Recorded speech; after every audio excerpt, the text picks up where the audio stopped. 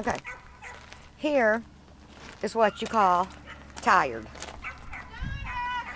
All set up in their little temporary spot because we couldn't leave them where they were.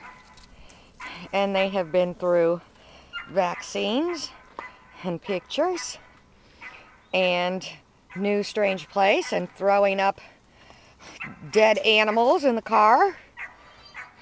We have 2 boys. They've got the green collars on. 3 girls.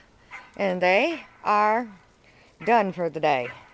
They've got panicure all over their bodies. They've had their front line. They've had their panicure. They've had their ivermectin. They've had their parvo.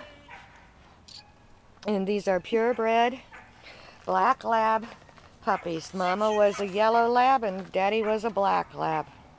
And they are beautiful, born December 16th. And they've been through a lot today.